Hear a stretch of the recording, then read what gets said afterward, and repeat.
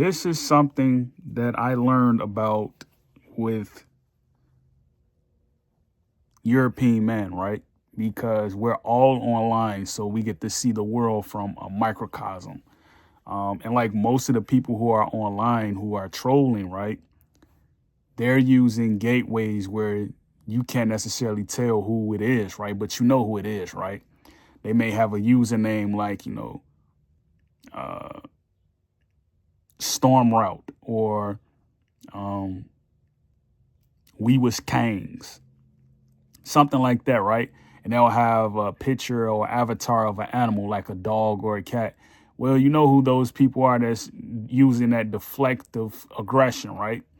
So you notice that when you're talking to someone like who may be of a uh, inquisitive um, monopoly, right? Like you may be talking to a man or a woman in, I don't know,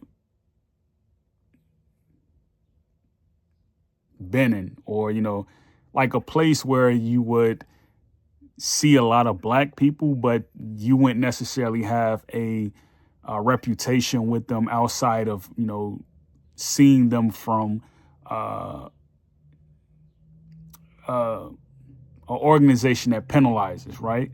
Um, again, African Americans and Africans really don't have a relationship beyond consensual marriage, where travel happens, right? So they may come to America, or a woman or a man may go to Africa, and they may reconnect with their roots, like Africans reconnecting with their roots in America, Americans reconnecting with their roots in Africa.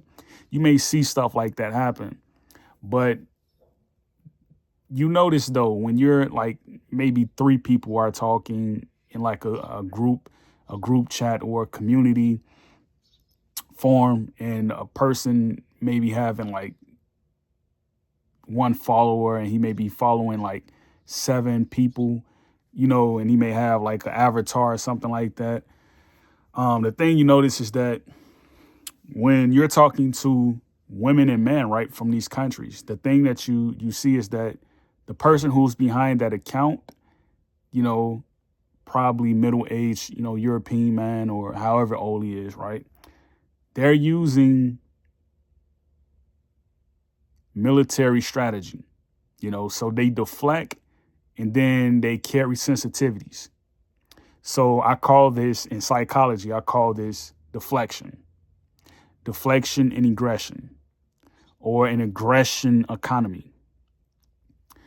You notice that, when you're talking to the person who is hosting, right? This person will try to pick at the person who's also in there with them, who's showing their real identity, whether it be a man or a woman, right? It can be two women talking, one from America, right? And the other one may be, and this is just like a case instance, right? The guy he brought up, he's from South Africa. I don't think he's from there though, but he brought up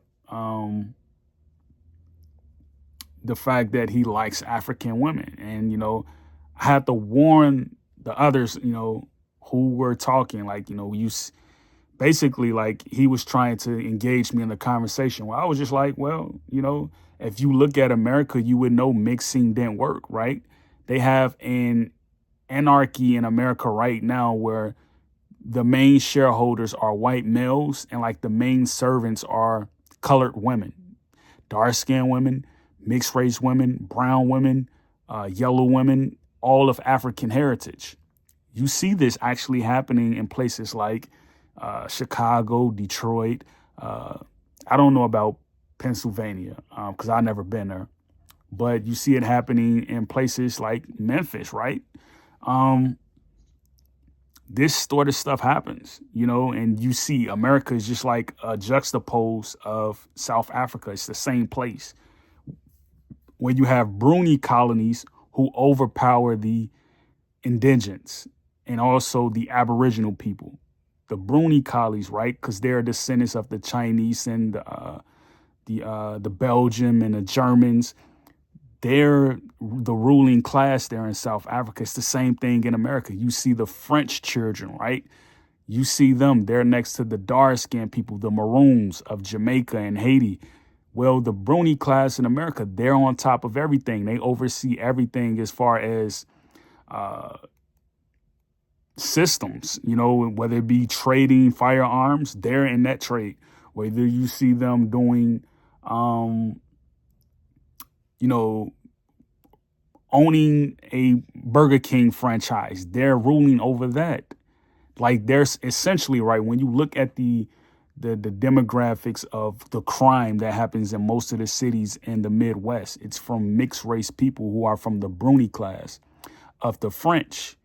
Because you got to remember, the French Indian Wars was essentially about that, right? And I brought this up to Turtle Gang, and he was like, he want to look into it, because like most of the wars are from, when you see this and you see it happening today, most of the wars are from people who come from mixed race backgrounds.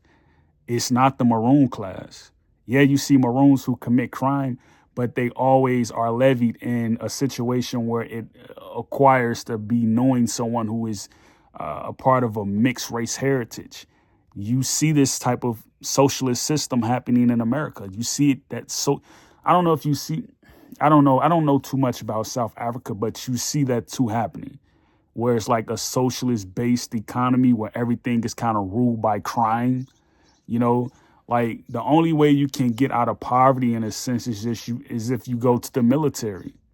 That's the only way you get out of poverty. It's not by going to college or getting internship at a motor company or a tech company or a marine company. It's not that, right? It's you going into the military, So that was my thing with him. And you notice like the host, right? Africans take the position of they don't want to ruffle feathers, so the host kind of fell back a little bit, took the circumstance of, we shouldn't be talking about this right now. But again, you notice that, right? The Africans are one-sided on the issue. They get along with everyone. The Europeans who are coming and usurping the places in Africa and America, right? They agitate one class of people, and those were the people who fought in all the wars. Most Africans, right? They didn't necessarily fight in any domestic wars like Americans, right? The indigenous people, the Aboriginal people, they fought in all the wars alongside the European, right? So you see a class of people who know the people, and you see a class of people who don't necessarily know the people because their bloodline is kind of closed off due to having a national origin and a national language. You don't see that in America. Everybody speaks English and Spanish. So I was kind of like thinking like, I see where he's trying to take this, because he called Dr. Umar Johnson delusional. Like, how is he delusional? Like, you know what I mean? Like, you love African women, but you call Dr. Umar Johnson delusional? Like, how does that work, right? He's the main person championing anti-interraciality. He's the main person championing that, and he's giving his reasons why he's against it. Like he's giving his reasons.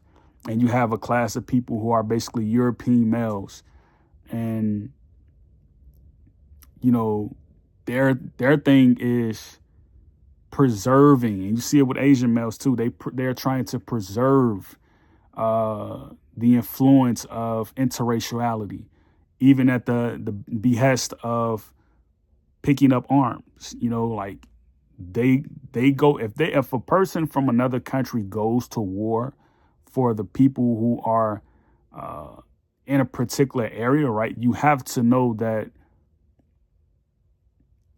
he's carrying a model of, everyone being one, right? Mixed racing and all of that, right? He's carrying that motto, and then you may have a Maroon, right, who may be away from that type of origin or that type of thinking, right? He may be fighting for a different type of motto where it will be something about loving what you already have, giving life to what you already have, having loyalty to who you already know. That's what a lot of Maroons think, right? You see some of the guys, right, who are European.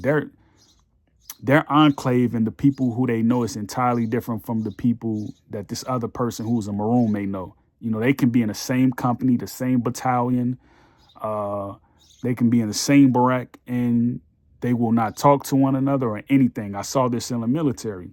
I saw this on jobs. The hirer, he calls the black woman into the office. He closed the door. They in there talking for 20, 30 minutes. You out in the kitchen cleaning all the dishes, and she's supposed to be helping you. Like, that's the mentality of a lot of people in America. And I see that mentality in South Africa too. Um, so like, again, I think like Africans, even though they have a neutral stance on what human polity is kind of idealistically like, in the world global scheme of things, but if you really want to know about America, right, you don't necessarily have to come to America. You just have to understand the history of apartheid. You can understand what Nelson Mandela wanted to fight for, right? You can understand that, you know? So, when you see Oprah with Stedman, that's not a maroon relationship. That's a business relationship. When you see Serena with the guy who she's with, right? The Scottish German guy, right? When you see that, that's not, that's not a maroon relationship. That's not a consensual relationship. That's completely business related, and it's going to result in a divorce eventually. When you see those type of relationships, it's about business and status. It's not about relationships that preserve culture, language, food, land. It's not about that, because again, like when you see men who come here, right, the women, they have nothing to lose. They only have much to lose when they marry into those tribes. Those European tribes, they only have a lot to lose. Even the man, right, who settled for dating outside the race and going with European women, you notice that they have everything to lose, because once you give them your seed and you haven't procreated with the woman who looks like you, who is a maroon, the chances of you creating a son or a daughter who looks like you are very slim once you've done that, because that child who you created that woman with, the European, it's not going to look like you. She's not, or he's not going to look like you. You know what I mean? So the child is going to come out, very bright, milky, kind of like very bright, dark hair. He's going to look like a Muli, of an Italian tribe, right? He's going to look like that. So, I have no opposition to who people choose to date. I think it's a mental thing, right?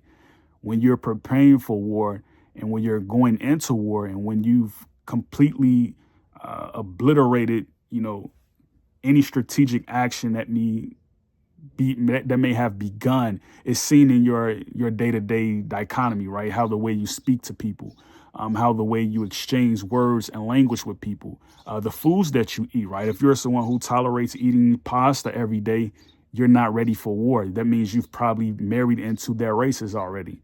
If you're someone who eats a fruitarian diet, this means that you've already begun and you already have a sense of what war is coming. So you're not thinking about, well, maybe I need to adjust this or adjust that. You're prepared for war. You have a language, culture, and you have a food.